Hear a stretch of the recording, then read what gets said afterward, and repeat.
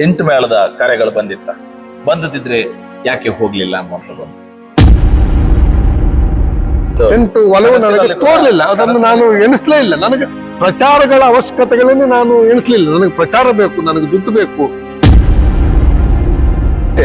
ನಾಟ್ಯಕ್ಕೆ ಒಲವುಗಳು ಕಡಿಮೆ ಇತ್ತು.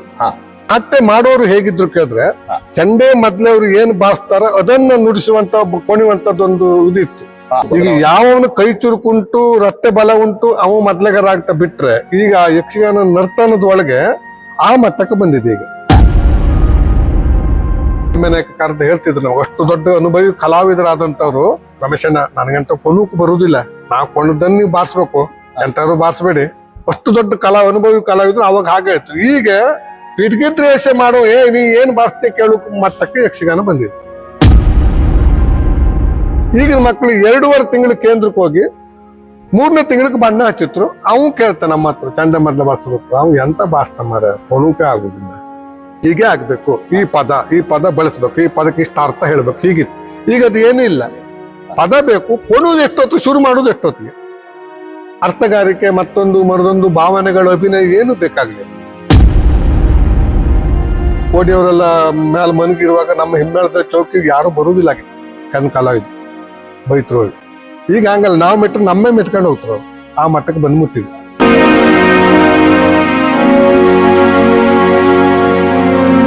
ವೀಕ್ಷಕರೇ, ಕಾರ್ಯಕ್ರಮವನ್ನು ನೋಡಿ ಹಾಗೆ ಸುಮ್ಮನಾಗಬೇಡಿ. ನಮ್ಮ ಕಲಾಜೀವಿ ಯೂಟ್ಯೂಬ್ ಚಾನೆಲ್ ಅನ್ನ ಸಬ್ಸ್ಕ್ರೈಬ್ ಮಾಡಿ, ಶೇರ್ ಮಾಡಿ, ನಮ್ಮನ್ನ ಪ್ರೋತ್ಸಾಹಿಸಿ. ನಮ್ಮ ಚಾನೆಲ್ ಅನ್ನು ಸಬ್ಸ್ಕ್ರೈಬ್ ಮಾಡಿ ಪ್ಲೀಸ್. ರಮೇಶ್ ಭಂಡಾರಿ ಕಡತೋಕ್ ಅವರೇ, ತಾವು ಇಷ್ಟೊಂದು ಜನಪ್ರಿಯ ಮದ್ದಳೆ ವಾದಕರಾಗಿದ್ದು ಸುದೀರ್ಘವಾದಂತ ಪಯಣವನ್ನ ಬಯಲಾಟ ಮೇಳಗಳಲ್ಲಿ ಕಲಿತೀರಿ. ತಮಗೆ ಟೆಂಟ್ ಮೇಳದ ಕಾರ್ಯಗಳು ಬಂದಿದ್ರೆ ಯಾಕೆ ಹೋಗ್ಲಿಲ್ಲ ಅನ್ನುವಂಥದ್ದು. ನಾನು ಮಳೆಗಾಲದಲ್ಲಿ ಸೌಕೂರ್ ಮೇಳದಲ್ಲಿ ಇರುವಾಗ ಕರ್ಕಿ ಪ್ರಭಾಕರ್ ಭಂಡಾರರು ಮತ್ತು ಪ್ರಭಾಕರ್ ಭಂಡಾರಿ ಅವ್ರ ಮಗ ಸಾಲಿಗ್ರಾಮ ಮೇಳದಲ್ಲಿ ಇದ್ರು. ಅವರು ಮಳೆಗಾಲ ಆಟಕ್ಕೆ ಹೋಗುದಿಲ್ಲ. ಯಾಕೆ ಅಂದ್ರೆ ಅವ್ರಿಗೆ ಮಳೆಗಾಲದಲ್ಲಿ ಅವ್ರು ಗಣಪತಿ ಮೂರ್ತಿ ಕೆಲಸಗಳನ್ನು ಮಾಡ್ತಿದ್ರು. ಅಪ್ಪ ಅತ್ತ ಮಗ ಅವ್ರು ಯಾರು ಒಬ್ರು ಬರ್ತಿದ್ರು, ಒಬ್ರು ಬೇರೆ ಯಾರನ್ನು ಕರ್ಕೊಂಡು ಹೋಗ್ತಿದ್ರು. ಕಿಶನ್ ಕುಮಾರ್ ಹೆಗ್ಡೆ ಅವರು ನಾ ಸೌಕೂರ್ ಮೇಳದಲ್ಲಿ ಇರುವಾಗ 2 ವರ್ಷ ನನ್ನನ್ನು ಕರ್ಕೊಂಡು ಹೋದ್ರು. ಅವ್ರು ಯಜಮಾನ್ಕಿಲ್ ನಾನು 2 ವರ್ಷ ಕೆಲಸ ಮಾಡಿದ್ದೆ. ಮಳೆಗಾಲ ತಿರುಗಾಟಕ್ಕೆ ನನ್ನನ್ನು ಕರ್ಕೊಂಡು ಹೋದಾಗ ಮಾರನೇ ವರ್ಷ ನೀ ಟೆಂಟ್ಗೆ ಬರ್ಲಕ್ಕಲ್ಲ ಅಂದ್ರು. ಆವಾಗ ನಾನು ಟೆಂಟ್ ಬರುದಿಲ್ಲ, ಯಾಕಂದ್ರೆ ನಂಗೆ ಇಂಟ್ರೆಸ್ಟ್ ಇಲ್ಲ ಅದ್ರ ಬಗ್ಗೆ. ಟೆಂಟ್ ಮೇಳಕ್ಕೆ ಹೋಗು ಟೆಂಟ್ ಮೇಳದ ಬಗ್ಗೆ ಇಂಟ್ರೆಸ್ಟೇ ಇಲ್ಲ ನನಗೆ. ಈ ಮಳೆಗಾಲಾಟಕ್ಕೆ ಬರ್ತಲ್ಲ, ನೀ ಟೆಂಟ್ ಮೇಳಕ್ಕೆ ಬಂದ ಸಮಸ್ಯೆ ಏನು ನಿನ್ಗೆ? ಏನೋ ನನ್ ಟೆಂಟ್ ಮೇಳದ ಬಗ್ಗೆ ಆಸಕ್ತಿಗಳು ಕಡಿಮೆ. ಬಯಲಾಟ ಮೇಳಕ್ಕೆ ಇದ್ದಷ್ಟು ಒಂದು ಇಂಟ್ರೆಸ್ಟ್ ಟೆಂಟ್ ಮೇಳದ ಮೇಲೆ ಇಲ್ಲ. ದೂರ ಕ್ಯಾಂಪ್ಗಳು ಹೋಗಿ ಬರ್ಲಿಕ್ಕೆ ಆಗದವ್ರು ಮತ್ತೆ ವ್ಯವಸ್ಥೆಗಳು ಇರುವುದಿಲ್ಲ. ಮತ್ತು ಮೊದ್ಲಾರು ಟೆಂಟ್ ಮೇಳಗಳಲ್ಲಿ ಸಾಮಾನ್ಯ ವ್ಯವಸ್ಥೆ ಇತ್ತು. ಈಗ ಊಟ ವಸತಿಗಳು ಟೆಂಟ್ ಮೇಳದಲ್ಲಿ ಜೀರಾ ಹೋಗಿದೆ, ಏನು ವ್ಯವಸ್ಥೆಗಳಿಲ್ಲ. ಹಾಗಾಗಿ ಟೆಂಟ್ ಮೇಳದ ಬಗ್ಗೆ ನನಗೆ ಇಂಟ್ರೆಸ್ಟ್ ಮೊದ್ಲಿಂದನೂ ಬರಲಿಲ್ಲ. ಅದರಂತ ಈ ಮೇಳಕ್ಕೆ ಬಂದ ನಂತರ ಮತ್ತು ಟೆಂಟ್ ಮೇಳ ಕಾರ್ಯ ಬಂತು ನನಗೆ. ಆಯ್ತಾ, ಟೆಂಟ್ ಮೇಳಕ್ಕೆ ಹೋಗ್ಲಿಕ್ಕಿತ್ತಲ್ಲ ನೀವು ಅಂತ ಕೇಳಿದ್ರು 1-2-3 ಜನ. ಹೀಗೆ ಇಲ್ಲ, ನಾನು ಬರುದಿಲ್ಲ. ಯಾಕಂದ್ರೆ ನನಗೆ ಇಲ್ಲಿ ಮಂದರ್ತಿ ಮೇಳದಲ್ಲಿ ನನಗಿದು ಮನೆ ಮೇಳ ಆಗೋಗಿದೆ ನನಗೆ. ಮತ್ತೆ ನಾನು ಹೋಗ್ತೇಂದು ನನ್ನನ್ನು ಇವರು ಬಿಟ್ಕೊಡ್ಲಿಕ್ಕೆ ತಯಾರಿಲ್ಲ. ಯಾಕಂದ್ರೆ ಇಷ್ಟು ವರ್ಷ ನಾನು ಕೆಲಸ ಮಾಡಿದೆ, ಅಮ್ಮನ ಸಾನ್ನಿಧ್ಯದಲ್ಲೇ ನನ್ನ ಇದನ್ನು ಮುಗಿಸ್ಕೊಂಡು ಹೋಗ್ಬೇಕು ಅನ್ನೋದೊಂದು ಆಸೆ ಮಾಡಿದೆ ನಾನು. ಜೀವನ ಇದ್ರೆ ಮಂದರ್ತಿ ಮೇಳದಲ್ಲಿ ಮುಗಿಸಬೇಕು ನನ್ನ ಯಕ್ಷಗಾನ ಸೇವೆಯನ್ನ ಒಂದು ಮನಸ್ಸಲ್ಲಿ ಮಾಡಿದೆ ನಾನು. ಮತ್ತೆ ನನಗೆ ಆ ಮಂದರ್ತಿ ಅಮ್ಮ ಯಾವುದಕ್ಕೂ ಕಡಿಮೆ ಮಾಡ್ಲಿಲ್ಲ. ಇವತ್ತು ಹಣ ಇಲ್ಲ ಹೇಳಿದ್ರು ನಾಳೆ ಎಲ್ಲಿಂದಾರು ಆ ಅಮ್ಮ ಕೊಟ್ಟು ನನ್ನನ್ನ ಮತ್ತೆ ಬೇಕಾದಂತ ನನಗೆ ಇದು ಕೊಟ್ಟಿದ್ದಾಳೆ, ಏನು ಕೆಲಸ ಮಾಡುವಂತ ಶಕ್ತಿಗಳನ್ನು ಕೊಟ್ಟಿದ್ದಾಳೆ, ಆರೋಗ್ಯ ಭಾಗವನ್ನು ಕೊಟ್ಟಿದ್ದಾಳೆ.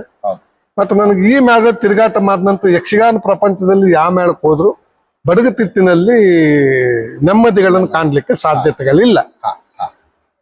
ನಾನು ನನ್ನೊಟ್ಟಿಗೆ ಒಂದು 20 ಜನ ಒತ್ತು ಮೊದ್ಲಿಗಾರ ನನ್ನೊಟ್ಟಿಗೆ ಕೆಲಸ ಮಾಡಿದ್ರು. ಮತ್ತೆ ಒಂದು 20-25 ಜನ ಚಂಡೆಯವರು ಬಂದೋದ್ರು. ಯಾರು ಸಮೇತವಾಗಿ ರಮೇಶನ್ನೊಟ್ಟಿಗೆ ಹೋಗುದಿಲ್ಲ ನಾನು. ನನ್ನ ರಮೇಶನ್ನೊಟ್ಟಿಗೆ ಹಾಕಿ ಹೇಳುವರು ಇದ್ದಾರೆ, ಇದು ಬಿಟ್ರೆ ಅವರೊಟ್ಟಿಗೆ ಹಾಕಬೇಡಿ ಹೇಳುವರು ಯಾರು ನಾನು ನಮ್ಮ ಜೀವನದಲ್ಲಿ ನಾನು ಕಾಣಲಿಲ್ಲ.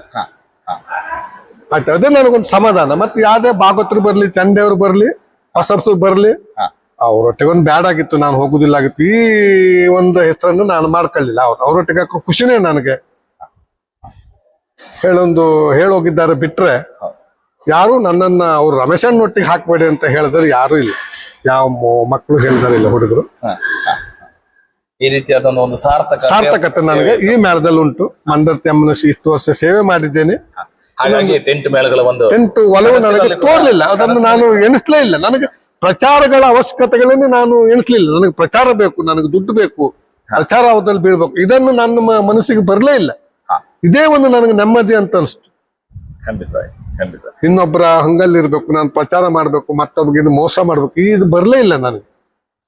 ತಾವು ಮಂದರ್ತಿ ಅಮ್ಮನ ಸೇವೆಯಲ್ಲಿ ಸಾರ್ಥಕತೆ ಮಂದರ್ತಿ ಅಮ್ಮನ ಸೇವೆಯಲ್ಲೂ ಸಾರ್ಥಕತೆ ಕಂಡಿದ್ದೆ. ನಾನು ಮುಂದೆ ಕಂಡು ಇದರಲ್ಲೇ ನಾನು ನಿವೃತ್ತರಾಗಬೇಕು ಅನ್ನೋದೊಂದು ಆಸೆ ಉಂಟು. ಖಂಡಿತ ಆ ಮಹಾದೇವಿ ತಮ್ಮ ಸೇವೆಯನ್ನ ಮತ್ತು ತಮ್ಮ ಆಸೆ ಈಡೇರಿಸಲಿದ್ದಾಗಿ ಬೇಡ್ಕೊಳ್ತೇವೆ. ರಮೇಶ್ ಭಂಡಾರಿ ಕಡತೋಟವರೇ, ಹಿಂದೆ ನಡೀತಿದ್ದಂತ ಪೌರಾಣಿಕ ಪ್ರದರ್ಶನಗಳಿಗೂ ಯಕ್ಷಗಾನ ಪೌರಾಣಿಕ ಪ್ರಸಂಗಗಳಿಗೂ ಇಂದು ನಡೀತಿರೋ ಪೌರಾಣಿಕ ಪ್ರಸಂಗಗಳು ಏನಾದ್ರು ಬದಲಾವಣೆ ಕಾಣ್ತಾ ಇದೆಯಾ?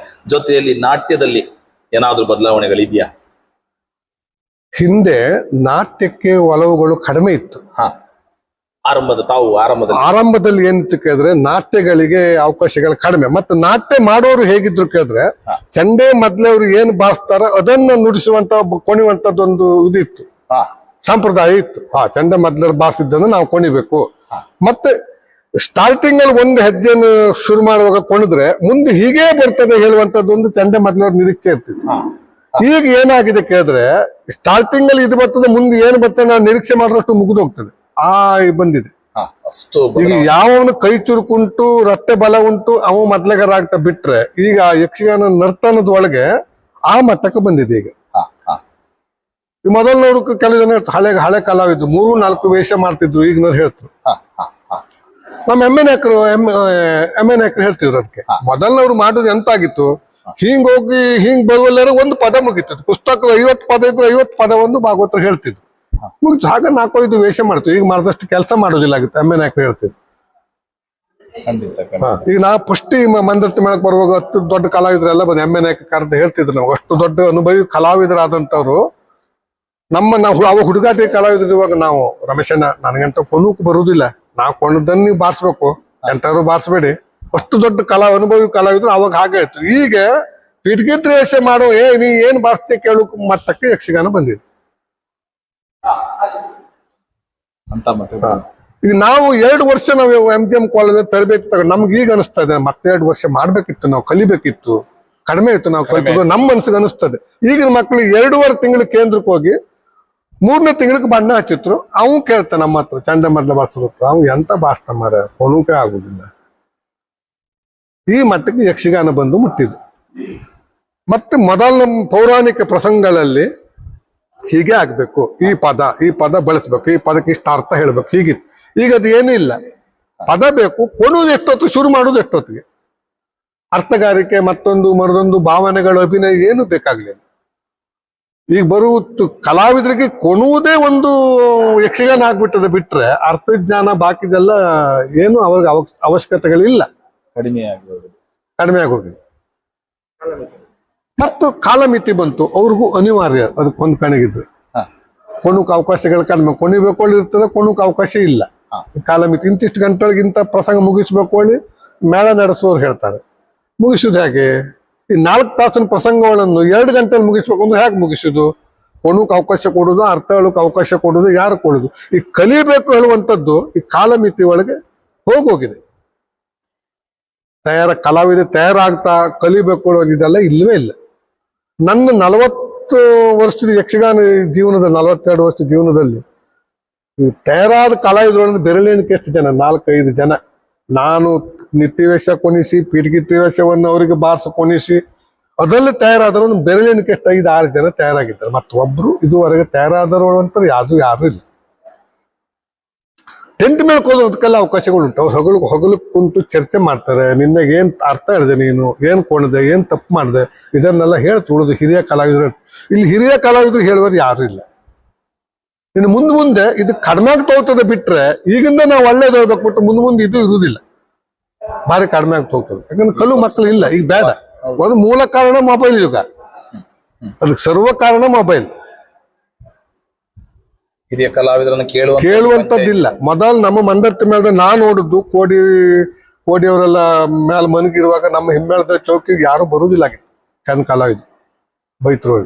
ಈಗ ಹಂಗಲ್ಲ, ನಾವು ಮೆಟ್ರು ನಮ್ಮೇ ಮೆಟ್ಕೊಂಡು ಹೋಗ್ತಾರೆ ಅವ್ರು. ಆ ಮಟ್ಟಕ್ಕೆ ಬಂದ್ಬಿಟ್ಟಿದೆ ಯಕ್ಷಗಾನ. ಮುಂದಿನ ಇದಕ್ಕೂ ಹೀಗಾಗಿ ಹೋಗುದು ಬಿಟ್ರೆ ಇದು ಮೊದಲ ಲೆವೆಲ್ಗಿಂದ ಯಕ್ಷಗಾನ ಬರೋದು ಭಾರಿ ಕಷ್ಟ.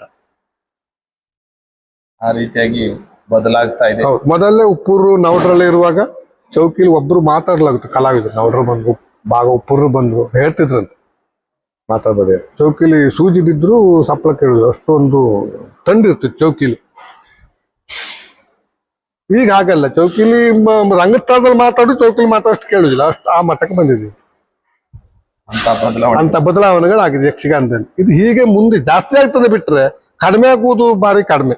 ಯಕ್ಷಗಾನ ಕಲಾವಿದರ ಬದುಕಿನ ಕತೆ, ವ್ಯತೆ, ನೋವು ನಲಿವುಗಳನ್ನ ಅನಾವರಣಗೊಳಿಸುವ ನಮ್ಮ ಕಲಾಜೀವಿ ಯೂಟ್ಯೂಬ್ ಚಾನೆಲ್ ನ ಸಬ್ಸ್ಕ್ರೈಬ್ ಮಾಡಿ, ಶೇರ್ ಮಾಡಿ, ನಿಮ್ಮವರಿಗೆಲ್ಲ ತಲುಪಿಸುವ ಮೂಲಕ ನಮ್ಮ ಪ್ರಯತ್ನಕ್ಕೆ ತಮ್ಮ ಪ್ರೋತ್ಸಾಹವಿರಲಿ. ನಮಗೆ ಕೊಡು ನೌಕರಿ, ನಮಗೆ ಕೊಡು ನೌಕರಿ. ಮೂಢ ಪುರುಷರು ಕಾಡುತ್ತಿರುವರು ನೋಡಿ ಮತವೇರಿ, ಮೂಢ ಪುರುಷರು ಕಾಡುತ್ತಿರು